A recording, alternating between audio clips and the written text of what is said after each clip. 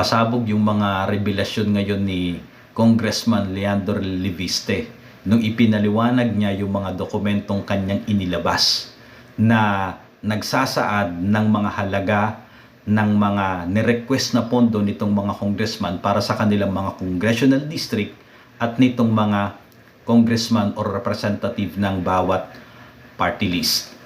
Ano ang dapat ninyong mapansin dito sa sinabi na ito ni Congressman Leandro Leviste? Marami po itong implikasyon. At ang isa sa mga implikasyon na nakikita siguro ninyo na very obvious ay talamak ang korupsyon dito sa atin kahit dito sa Kongreso, which is very obvious naman. Pero dadaling ko kayo dun sa implication, isa sa mga implication nito, sa isang anggulo na dapat ninyo makita. Ito ay pwede nating iugnay doon sa usapin na binabalak ng ilang mga grupo na mag-file ng impeachment against kay BP Sara. At alam naman natin na itong mga congressman ang siyang pumipirma sa impeachment para ito ay maiakyat sa Senado. So anong kinalaman ng congressman? Diba? Anong kinalaman noong 150 million at ng ibang mga pondo pa na pumapasok sa kanilang distrito sa pamamagitan ng pagre-request ng mga congressman dito sa usapin ng impeachment? Nawawala na po kasi ng moral ascendancy ang isang congressman kung ipipilit niya na i-impeach itong si BP Sara dahil sa corruption di umano at hindi maipaliwanag na confidential fund. Diba?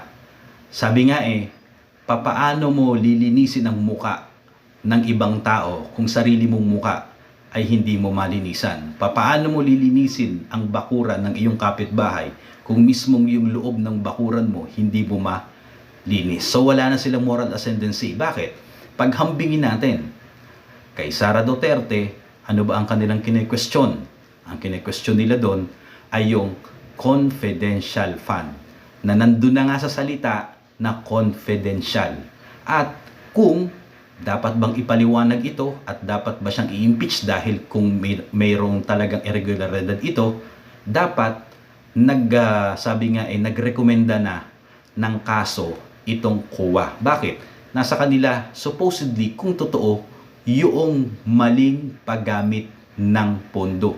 Sila supposedly ang dapat na unang-una na magre-recommend ng kaso or impeachment dito kay Sara Duterte. Bakit? Kaya lang, meron ba? Wala po. Walang ginagawang hakbang ang COA. Ibig sabihin, walang irregularidad doon sa paggasta niya ng kanyang confidential fund. Compare mo dito sa mga congressman na yung pondo na tinatalakay nitong si Congressman Leviste, yung pondo na yon ay dapat transparent yon.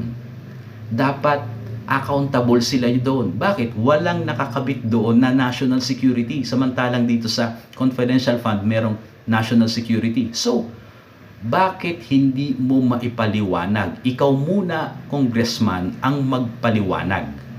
Hindi uobra na dito yung ginawa nyo nung nakaraang Pebrero na ginastify ninyo yung pagpirma sa impeachment ni Sara Duterte. Paano nyo ba ginastify yun? Di nagpaliwanag kayo dun sa inyong mga constituents na kapag hindi kayo pumirma, maapektuhan ang inyong serbisyo sa kanila, sa inyong mga constituents dahil wala kayong pondo na pwedeng gamitin. Haharangin ng administrasyon yung inyong pondo. O sige, given na yon. Na-justify nyo yun.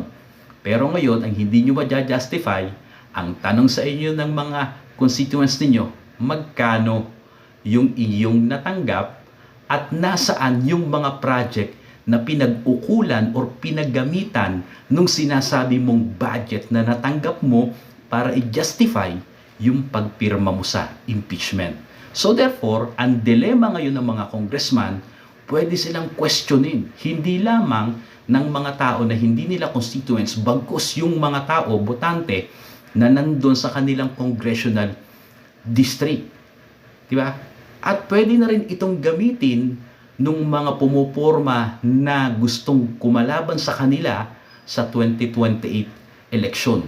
Pwede nang gamitin ito na, kita mo, nagpa-transparency ka pa niyan, ikaw mismo naman. Hindi mo nga maipaliwanag sa amin dito sa iyong congressional district kung saan mo dinila yung pera na yan na di umano ay kaya ka pumirma sa impeachment ni Sara Duterte dahil sa budget. Asan yung project? Yeah.